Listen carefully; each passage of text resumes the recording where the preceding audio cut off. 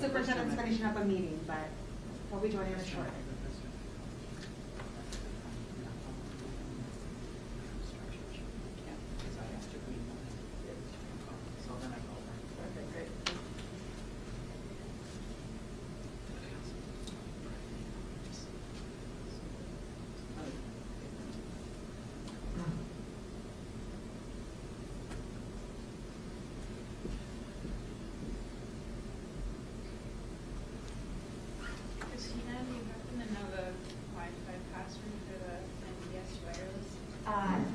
I actually might. Give me a second. Yes.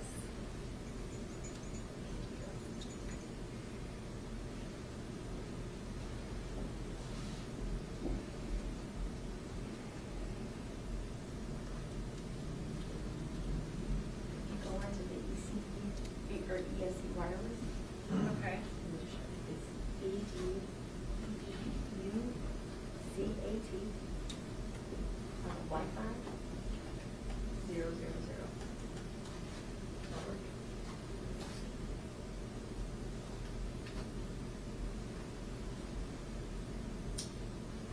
Yes.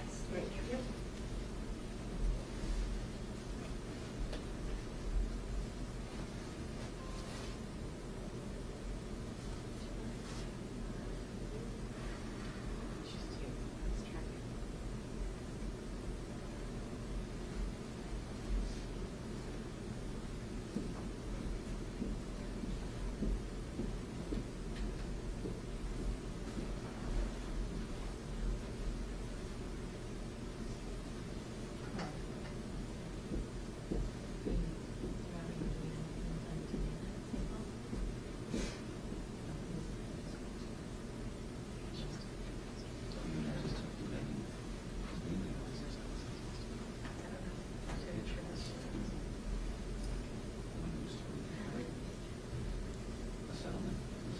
Hello.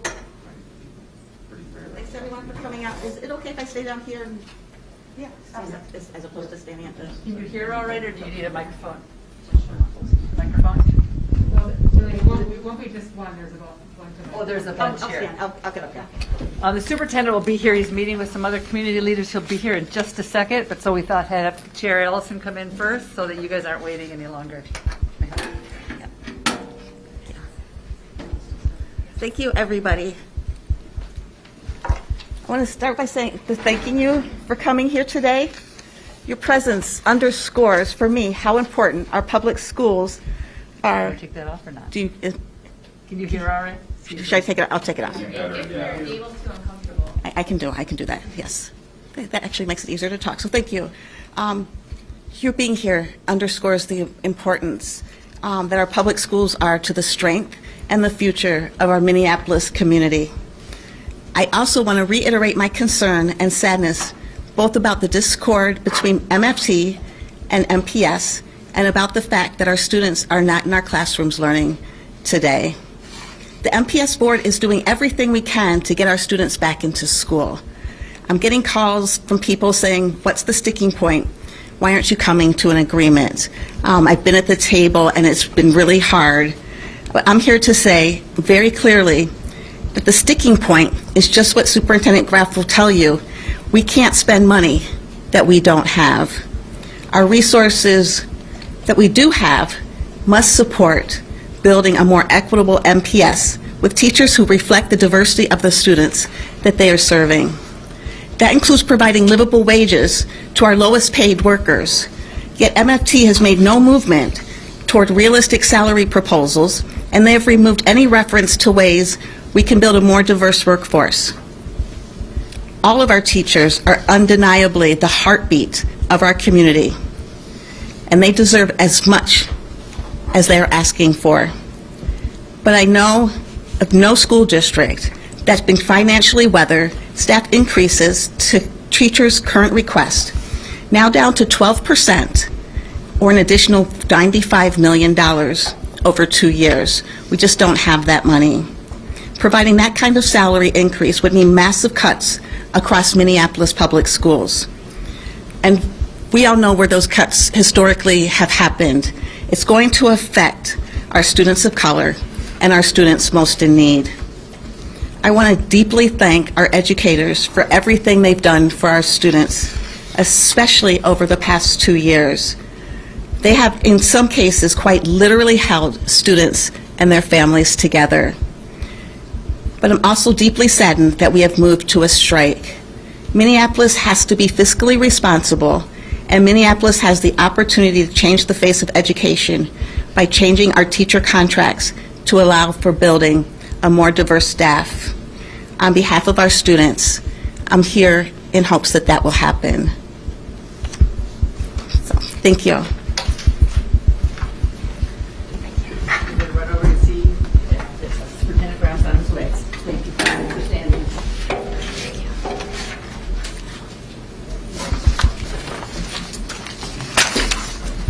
What's that, yours? It's not mine.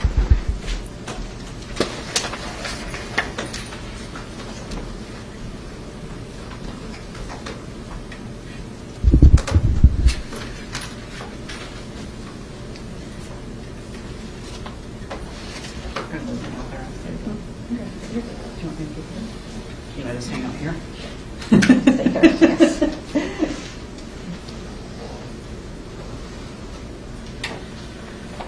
And I'm sorry the superintendent is being held up. I mean, we're having such important conversations right now with our community, with the press, and we've got to get, the board is coming soon to be talking about next steps. So thank you for hanging in there with us. We have Superintendent Ed Graff joining us now.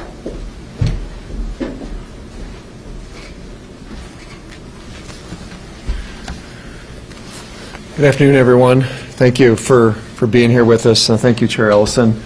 I'm just going to start by telling you how difficult this time is right now. A range of emotions. You know, obviously, we're here because we have not done right by our students, and it's going to impact them for who knows how long. You know, I was at a school this morning and had an opportunity to talk to a principal, and we were just discussing what yesterday looked like as students were unclear as to, our students were discussing, like, what's tomorrow going to look like? And the anguish and uncertainty and sadness is beyond words. You know, what we've been through for the last 2 years with this pandemic, the social unrest, the racial reckoning that we have here in Minneapolis, and now we have our students, again, in this space where they're not in school, with their teachers who they care about very much, learning, is gut-wrenching. So the reality is we do have shared values. We know that our educators, our ESPs, need to be paid more. That's very, very apparent, very clear to both me, our board members, the public, and we value the work that they do. Every day they're right there with our students, supporting them, whether that's in the classroom or transitioning to special, or talking to them about, you know, what they want to do in the future, modeling for them all these things. So it's something that we know we need to do better on. Unfortunately, the reality is that we're resource limited. The finances that we have are not enough to provide the support that we need to provide. Every year, we struggle with the underfunding for special education and English learner services. About $60 million every year. We do our best in this district to make sure that we are fiscally responsible, good stewards of our money, making sure that when we have money that goes to support students, that it's very direct, it's in the classroom, it's curriculum that is relevant for our students. And every year, despite all of our attempts, we end up with a shortfall. And so this past year, we were fortunate to receive COVID relief dollars, and we put about $38 million into our budget this year so that we could stabilize our staff, so we could make sure that we paid them the wages that we currently have in our contracts. And it's still not enough. And so next year, we're in the process right now of developing our budget. Even with putting money in from our ESSER dollars, we still have a $20 million plus deficit gap that we have to close. This is constant. I've been here almost 6 years. Every single year, we go through this process of saying, okay, where can we squeeze more funds? Where do we have more to put here? How can we do more with less? And you know what happens? We keep getting more and more challenges. More demands, more requests of what we need to be doing. Our kids need mental health support. Our teachers need mental health support. We know that. We've taken money from our ESSER funds to invest in that area. We have school-based mental health clinic access at every one of our schools in Minneapolis Public Schools. Contracts, every one of them. We're actually keeping those that are in place right now open during the strike. And it's not enough. We spend about $60 million from taxpayers in Minneapolis Public Schools to address our class size so that we can maintain a class size that is reasonable for educators and for students and for families, because that's what they want. $60 million that we ask the taxpayers to pay for, in addition to what we receive from the federal and state government, minus the $60 million for underfunding of special education and English language services. At some point, it has to stop. We have all these priorities that we want to have happen, and we don't have the resources for it. And someone's got to be able to say, I'm sorry, I can't do it. And so it's very difficult to have these conversations about what should we be doing, what shouldn't we be doing, when we've got our kids that aren't in school. And we've got our teachers, who I value greatly and dearly. I'm an educator myself, a teacher at heart. I come from a family of educators, so I know exactly the challenges of what it means to wake up every day and not have the resources that you need in a building.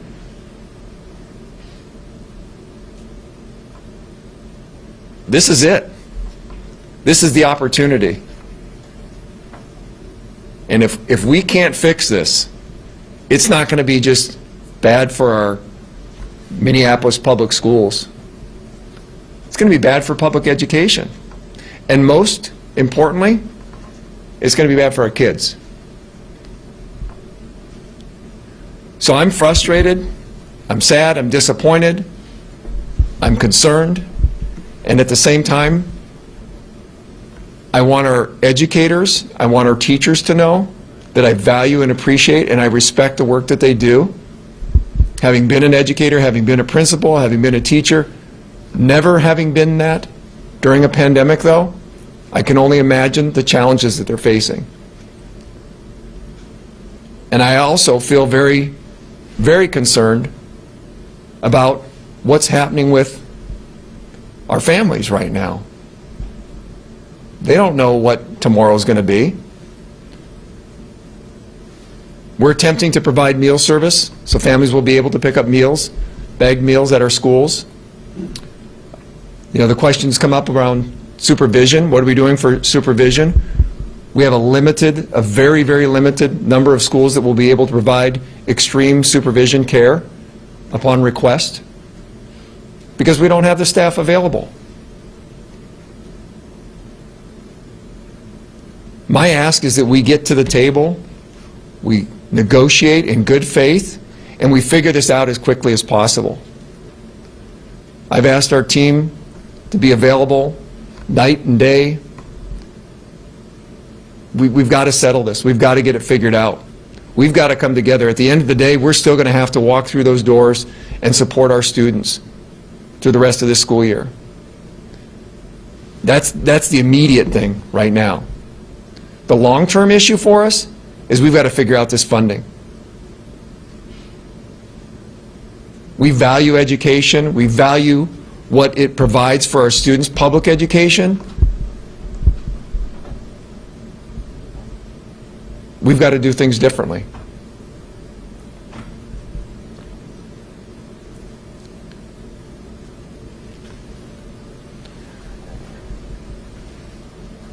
I'll take questions if you have any.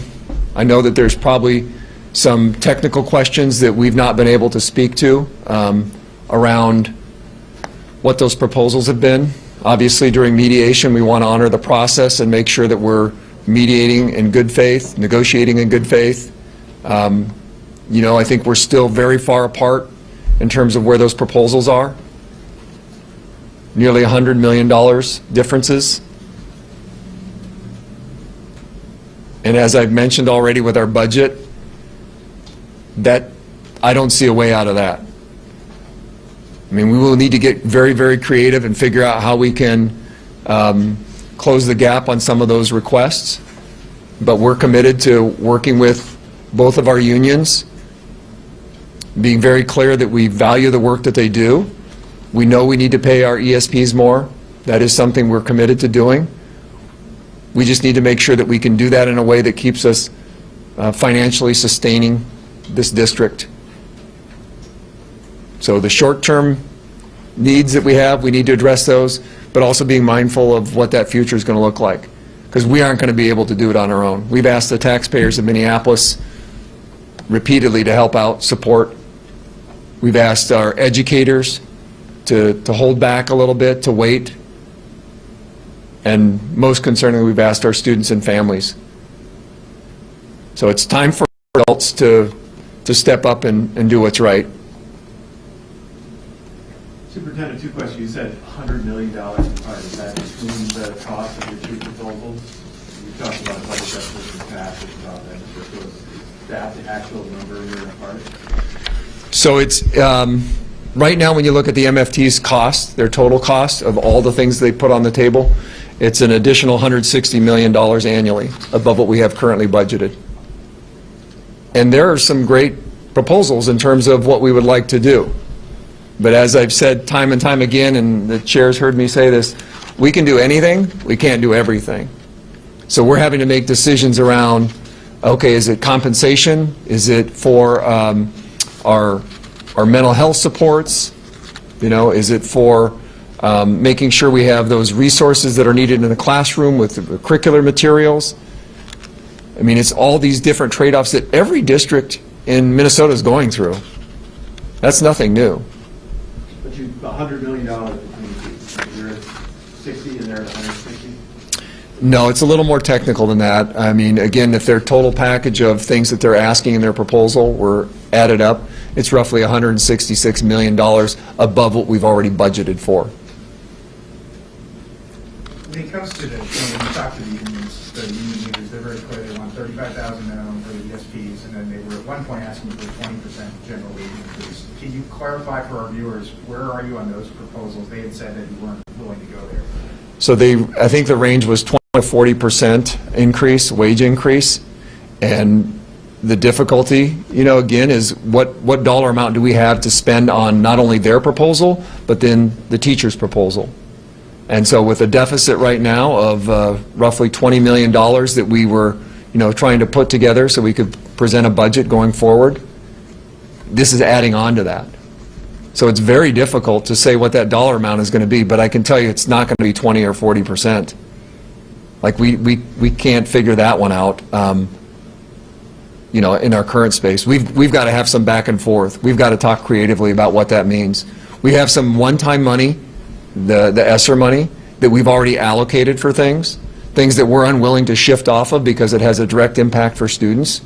But we can have some creative conversations about how we might be able to move that around. But here's the catch to that as well. That money has to be spent September 2024. So anytime you put that into ongoing costs, there's a risk.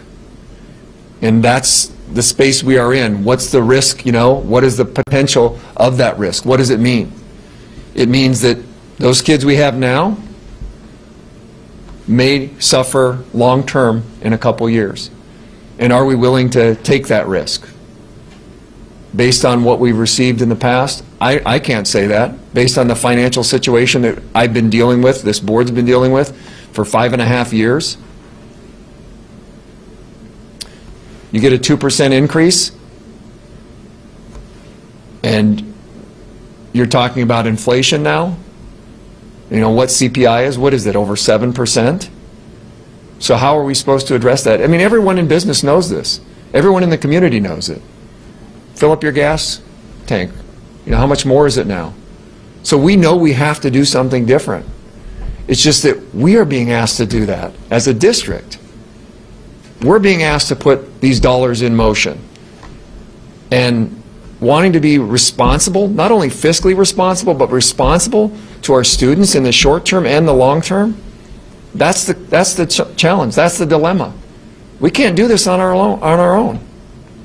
There's got to be people coming together. And at the end of the day, we need to get our kids back in school. We need to be at the table, having these conversations about how can we get creative with the resources that we have. What flexibility do we have? And we can't stand this far apart. That's not going to work. How confident are you that you can get kids back in school, even this week, if you are this far apart?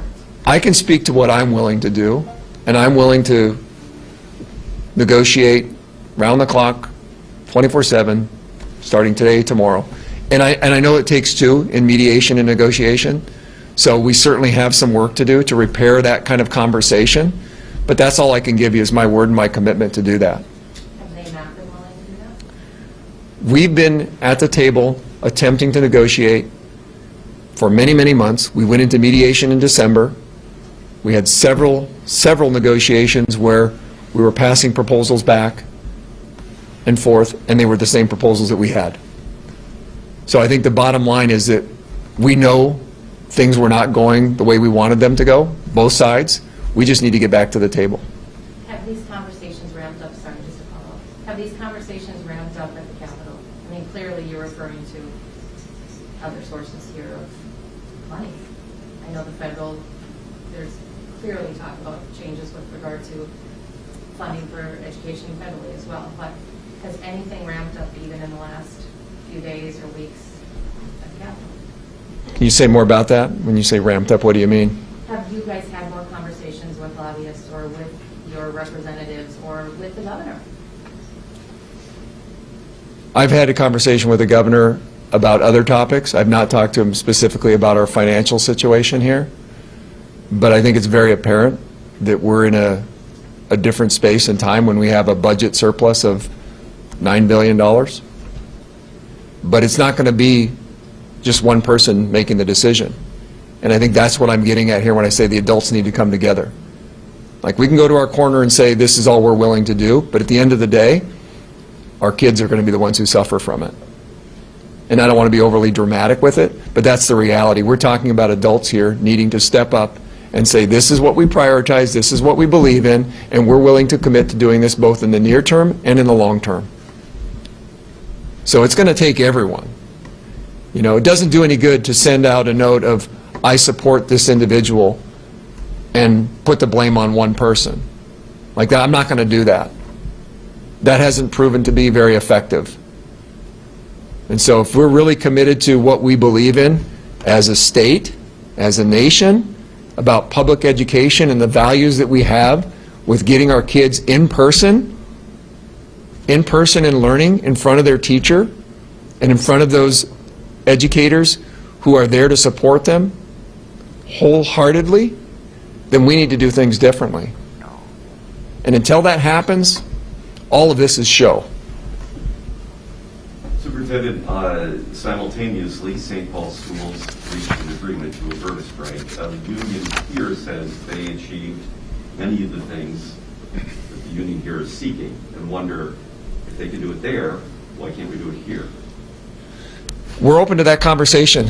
You know, I think we're somewhat similar in our urban, you know, kind of setting, but we're also very different in what they have in their contract and how we structure things in our contract, but definitely aligned to the values. You know, when you talk about class size, I was a teacher for almost a decade. I had 42 kids in a 4th grade classroom one year. 42. We don't have that average here in Minneapolis Public Schools. Our elementary classroom on average is right around 20. Now certainly that's an average, so we have lower numbers and we have higher numbers, but I also know that that comes with a cost. That comes with a significant amount of cost. You know, for every teacher we have to add, there's a $100,000 cost to that. So where are we going to get the money to do that? We have to figure this out, right? So we value it. We value that. We attempt to make that happen. But if we are still operating with underfunding for education, and we're going to tell families that, yeah, we'll put this out there and we'll adhere to it, and then not being able to do that, like, I can't do that. If St. Paul's got the same funding formulas and they're very similar, I guess, demographically, and you know, what might they be doing differently that they can afford some of these things that the union here is asking that it sounds like they're able to give there? I haven't seen their latest negotiated agreement, so I can't speak directly to it. Okay. But I can also tell you that they had to close a couple schools just recently.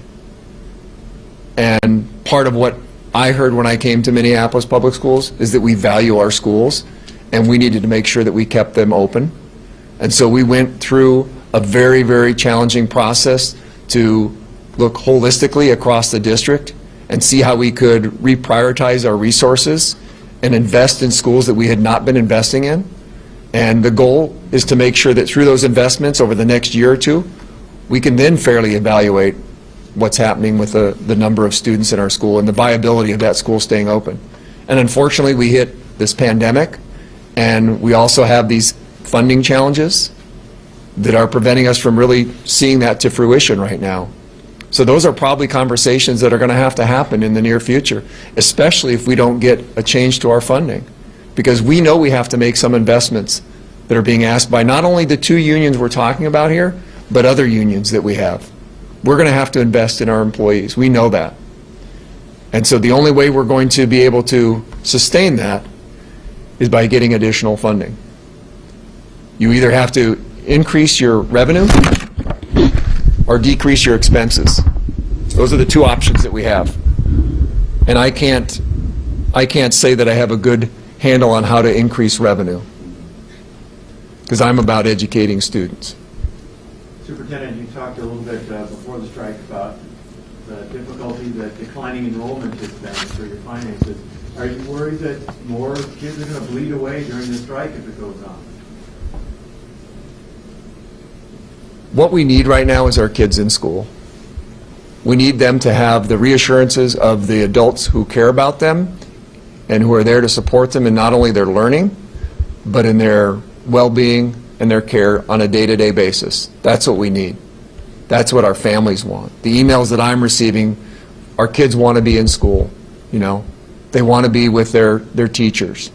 We know that through the last 2 years that that's been extremely difficult around just what it means to be a part of a community when you don't have that consistency.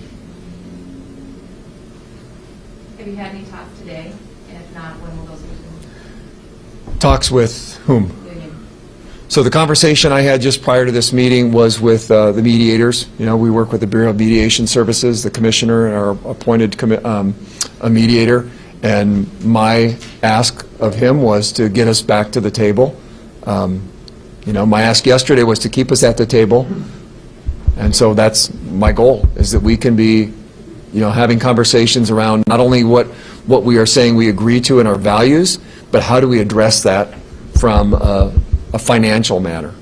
And that's, Back to the table shortly? I would like to be there right now. You don't, but you don't, there's I don't- time that's been set or anything? Well, I told them we're here, ready tomorrow, ready today, ready the day after. Again, this is a mutual thing. You have to have two parties.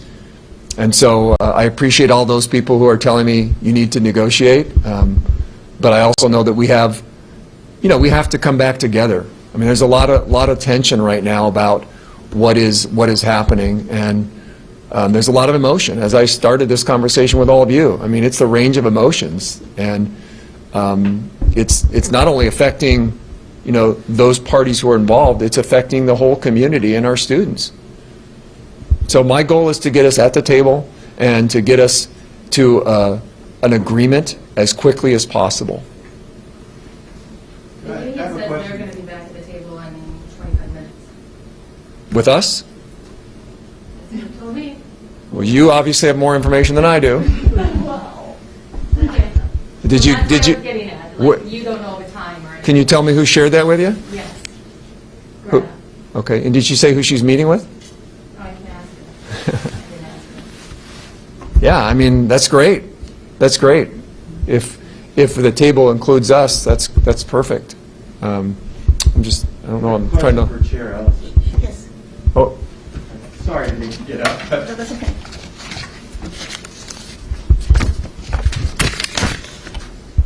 Yes. LFT president this morning said, appealed to the school board and said that you need to step in and take over the negotiations here. It doesn't sound like there's a lot of daylight between you and the administration here. Is that a...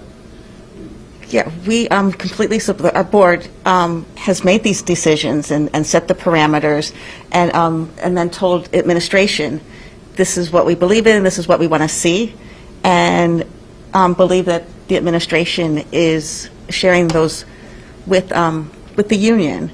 I was here on Sunday all day. I was here on Monday all day, and even called two other directors to come in and meet with the union to share their thoughts and start having conversations even at the bargaining table. So,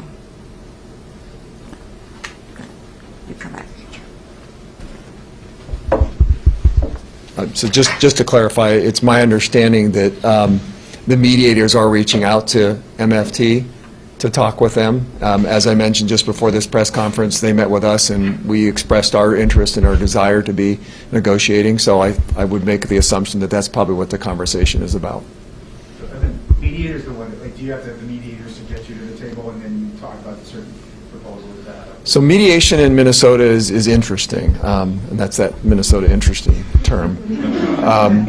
From my experience, mediation has been when you are unable to settle a contract, that you would contact a mediator, work with some, bureau, and they would come in, and again, in my experience, they would say, okay, I'm here for 2 weeks, so let's get this done. Let's get to work on it. And what we have encountered, what I have encountered, is that we filed for mediation. That was a choice the district made because we felt we weren't making the progress we wanted to in the conversations. We had basically, two sides, and one was over here and one was over here. And so the mediation process is to bring people together, You have to compromise, you have to compromise. We've been in mediation since December. December, January, February, we're now in March. So it's a little different experience than what I've encountered. And so that's been difficult because we obviously know that we have shared values. And we know that we want to get to keeping our kids in school.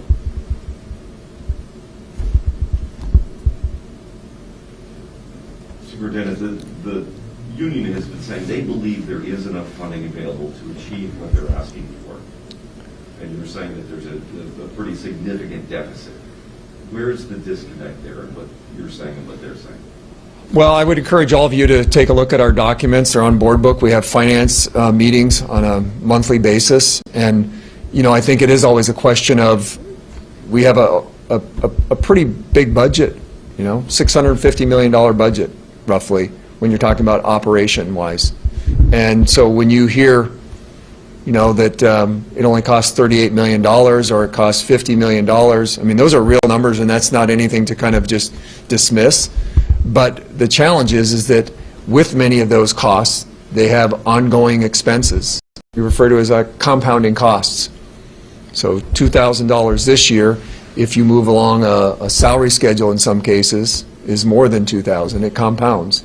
And you also have to have that revenue to pay for that. When we talk about those one-time grants, those ESSER dollars that we received, they don't continue beyond 2024, the fall of 2024. So we've got to use those dollars in the best way possible to impact our students. And we went through a process to do that, and some people, you know, may disagree with what our decisions were, and I accept that and I understand that. But we also did it with the realization that after those dollars were gone, whatever we invested in was not going to be able to continue. And that's because we looked at our budget projections and what we had been receiving in revenue and what we were spending. And so that's the tension, and that's where we are right now, absent any new money, is that we're going to have to go back and reevaluate and get creative and probably take greater risks. Okay, we're not risk averse, but when I walked into this district and we had a $13 million deficit, the month I walked in and we were operating in that, and then we had a compounding deficit the following year, and we had a fund balance that was well below our policy and close to statute operating debt, I couldn't be, you know, taking great risk. I had to take the prudent approach of saying, let's get this set up the way it needs to be set up so we can have flexibility and we can take risks in the future. And unfortunately, where we are right now in this pandemic and the uncertainty with, you know, what the cost of living is going to look like, and the essential flat funding, which we're grateful that we're receiving funding, but it's been flat, especially with inflation, and the underfunding that we have for special education and English language learners, or EL services, that's a big risk. That's a big risk. Can you speak to the tone and tenor of the conversation? You mentioned both sides have to compromise. Has there been any indication that will, have there been any compromises?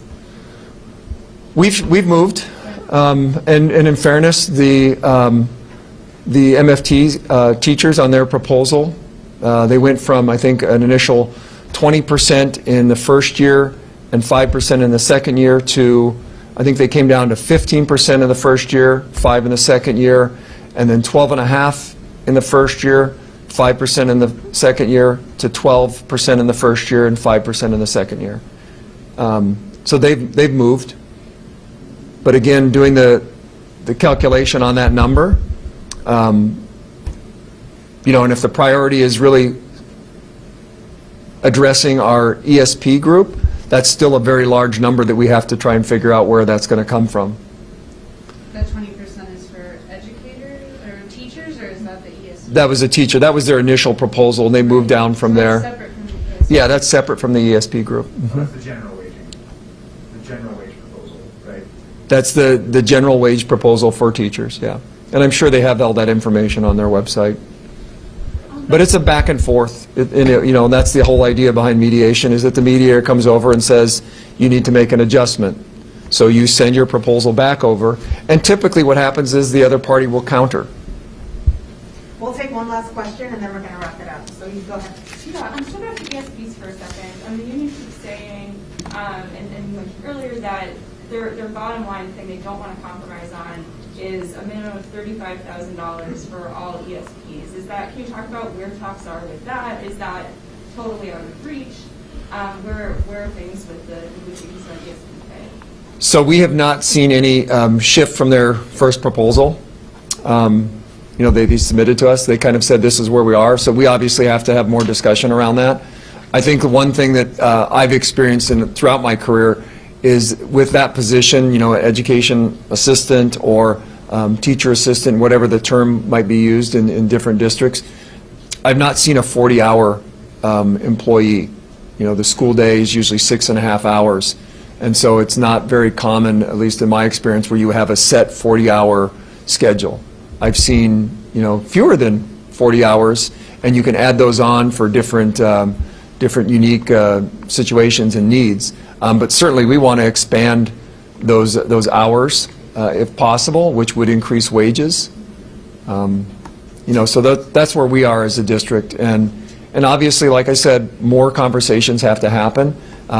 But the only place they can happen really is not here. It's at the table. And so that's where we need to be. And we need to do it sooner rather than later so that we can get our students back in school, learning with their teachers in a place where they enjoy being a part of their school community. Thank you. Thank you, Superintendent, and thank you everyone for coming. I'm going to go ahead and wrap this up now.